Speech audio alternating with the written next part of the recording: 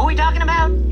What's up, True Feelings family? How you guys doing today? If you're new to my channel, my name is Crystal and I hope you're staying. If you do, welcome to the family. Now, last night episode, it was dry. It was boring. They did not have to give us 1 hour of 30 minutes of that BS. Plus half of it is commercials anyway. We could have did with 30 minutes of the crap I watched last night. All the couples are irrelevant, boring, and really don't have a story to tell that I really give two shits about. And we're going to start with the first one. Michael and Justine, baby. Now I don't feel so bad for talking the shit that I talked last week, because Justine pretty much iterated the same thing that I said. It's like, why is he going off having a temper tantrum when he should be trying to teach the kids how to problem solve? So he goes around hitting walls and stuff when he can't even chill out. It just didn't make any sense. Like I said, she just sitting there just letting him do everything like this fool was acting ignorant. But here's the thing for me, y'all. $1,500 phone. Why is anybody buying any? You got 9 kids that you got to take care of. 2 of them not in the house because they wouldn't let the babies come. So anyway, why are you giving this little boy a $1,500 phone and your ass is working at a moving company and she ain't working at all? It don't make no sense. We raised our little kids. We did not get nobody an iPhone. We said, before you get an iPhone, we need to see like a whole lot of A's on your report card. And even then, we're not doing it. We don't have an iPhone. When you get a job, you know, that letter J, then you can buy your own phone.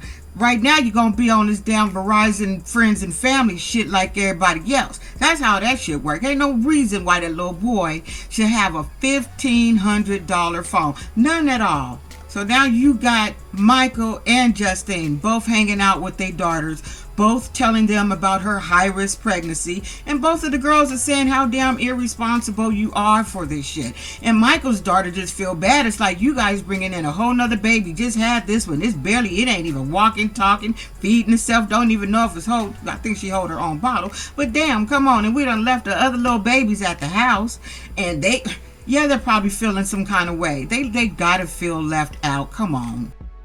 Just because they little don't mean they're not feeling that all the other kids are there except us. Of course they're feeling some kind of way. So now you having this whole other baby that you guys say you can't afford. Then she's over here telling the little girl, because now Justine is like, okay, the way he handled my kids, because ain't nobody gonna take care of the little boys. You know, the little boy that's on the spectrum with autism. She said, Daddy is halfway across the damn country, don't give a shit about the kids, don't even come around. So she don't want him taking care of the boy because he don't have the patience to do it.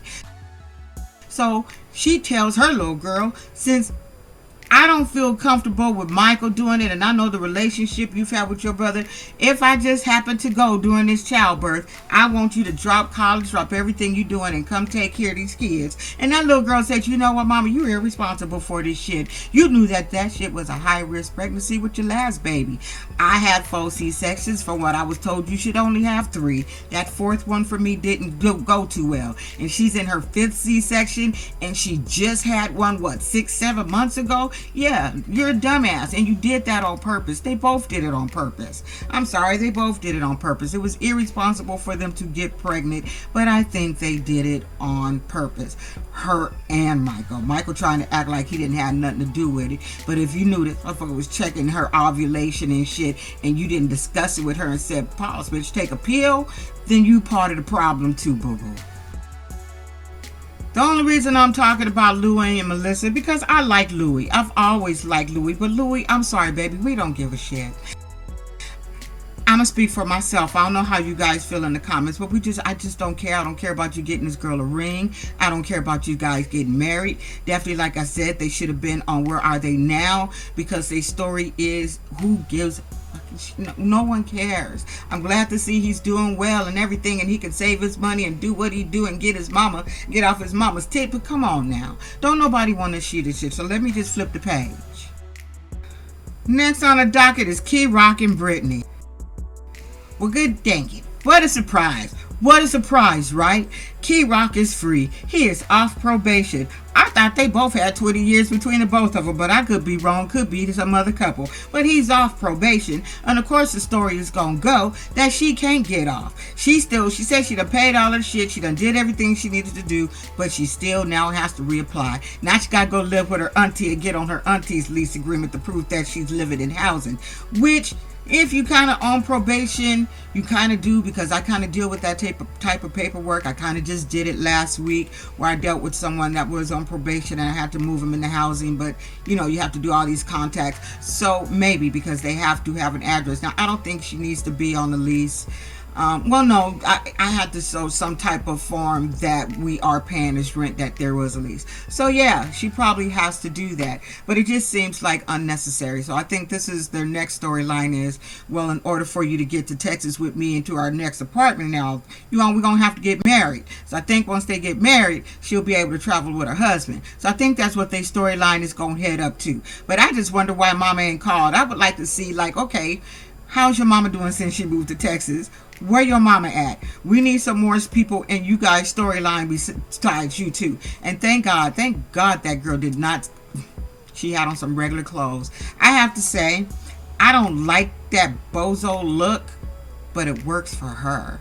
She just looks so pretty. I like it on her. I really like it on her. But baby, we know she don't be doing no finger stuff with Kerok, because them nails, girl, I'd be like, keep your hands off my fucking face. I don't see how they wipe their ass with them nails. I definitely wouldn't want them cooking and serving my food with shit all underneath. I don't like that look, y'all. I just think, I don't like it. Zero and Trip and Troy.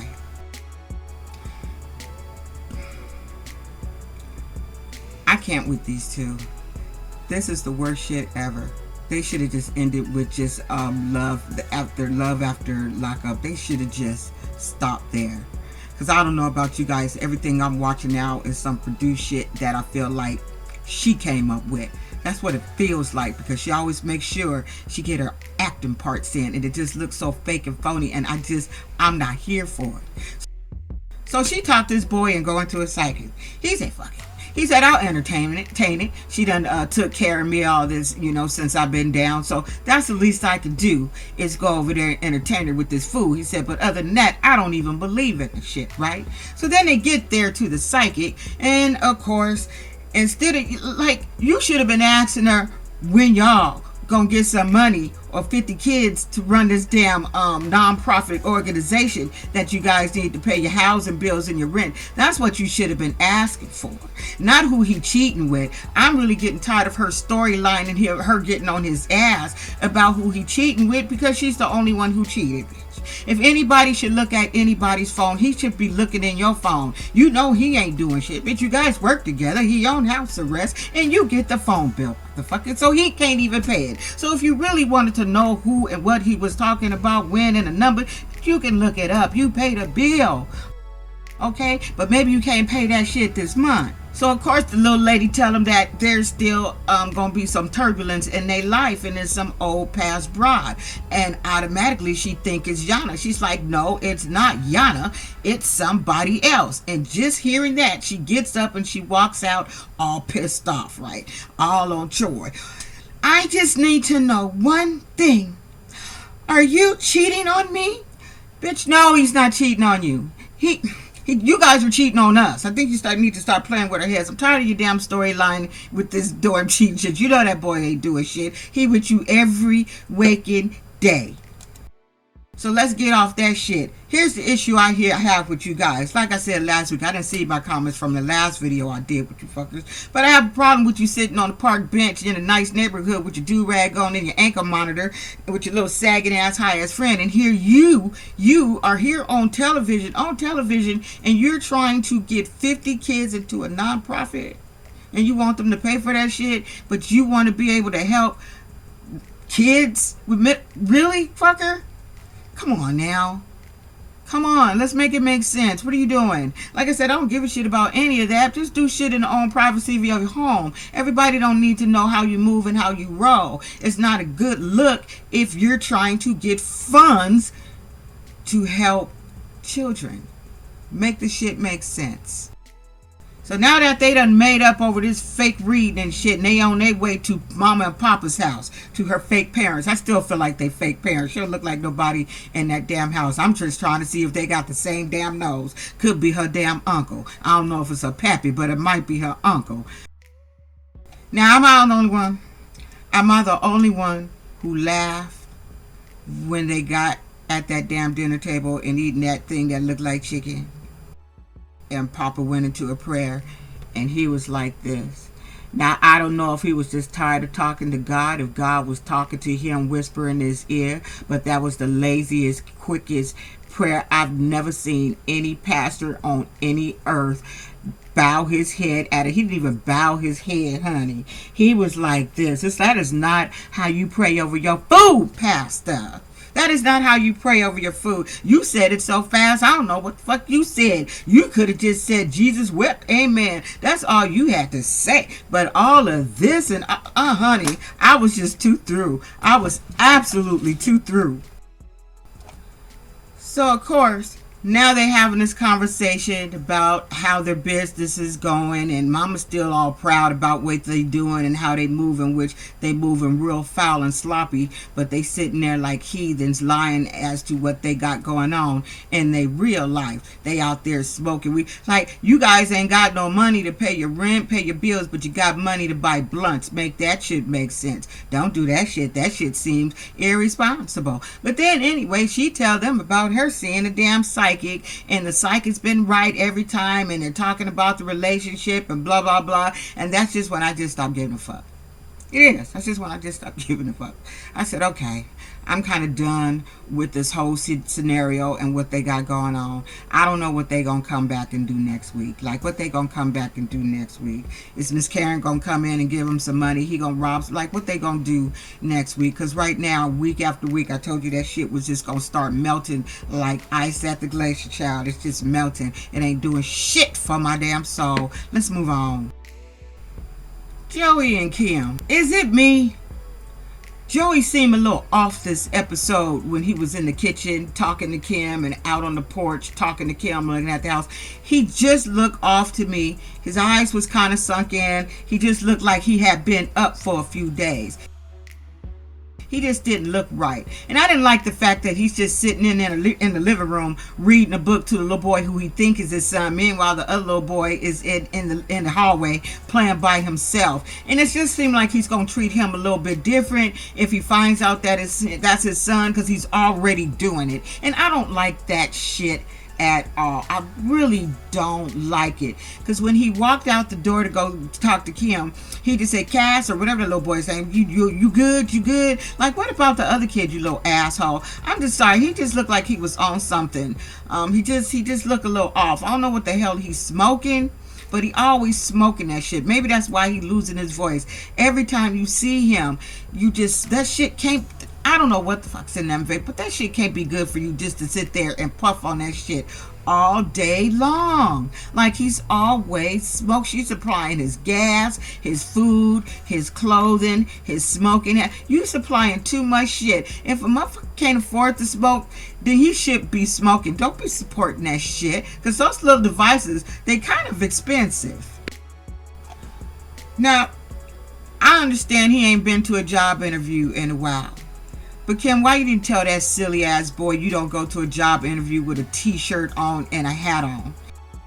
He looked better in his damn confessional with that little purple button-up shirt. That's how you was supposed to go present yourself, fool. Not walk in there with a t-shirt and damn hat on. You see how that man looked at him when he told him he was a drug addict and he was in prison? They came to the paper. He had two things written down on it, and it probably said jail and drugs. Absolute no. He said, no, you ain't a good fit, sir. You should have started with that. We could end this damn conversation a whole long time ago. You should have told me this shit on the phone. Shouldn't have to waste my time with your punk ass, okay?